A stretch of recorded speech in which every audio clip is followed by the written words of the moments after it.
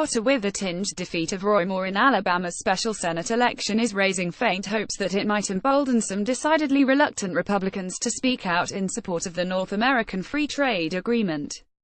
Notwithstanding a series of explosive UAL misconduct allegations, Moore had the strong backing of Donald Trump, but still lost to Democrat Doug Jones, the first time that party won a seat in Alabama in a quarter-century. Despite Moore's obvious flaws, his defeat has also been widely seen as a repudiation of Trump's agenda, which includes tearing up NAFTA if he can't wring concessions out of Canada and Mexico.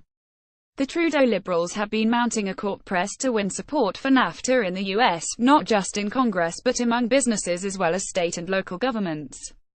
U.S. business groups, including its Chamber of Commerce, have loudly defended NAFTA and urged Trump not to announce a U.S. withdrawal next year.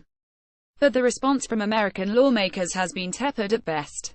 Capitol Hill is seized with tax reform, and some Republicans don't want to ignite a war with a hair-trigger, Twitter-friendly president, a risk offending Trump supporters in their core base.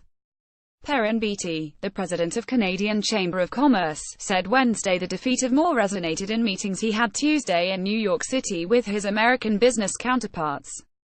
"I'm hopeful that it will mean moderates will be emboldened and will be saying, 'Look, we have to do what's good for jobs and focus on these bread-and-butter issues,'" Beatty said in a telephone interview from New York, where he was trying to raise NAFTA's profile as part of a tour that also included a stop in Philadelphia. "I'm not under any illusions that the Republicans lost because of NAFTA, but this certainly does demonstrate it's important for the party to represent much more than a fringe." Sarah Goldfader, a former U.S. diplomat in Mexico and Canada who is following the trade negotiations at Earnscliffe Strategy Group in Ottawa, said Moore's defeat is going to fuel the traditional Republican core and has the potential to moderate the right-wing influence that has taken hold. "Those people are going to push for a back-to-basics Republican Party," she said. "That trade is good, business in good, jobs are good, unions bad, it's that party." Trade lawyers in Canada and the U.S. were less optimistic that the Alabama result would make it easier to talk about NAFTA. WJC Zeddo, an Ohio-based international trade lawyer with Dickinson Wright, said when he initially heard the news about Moore's defeat the first question he asked was, "What does this mean for NAFTA?" After thinking about it, he concluded not much. Roy Moore was a fundamentally flawed candidate, he said. "I don't know how much we can extrapolate out from Alabama to a repudiation of the Trump agenda." He said a few more Republican senators might be inclined to go public with their support of NAFTA, but most of its champions have already stepped forward.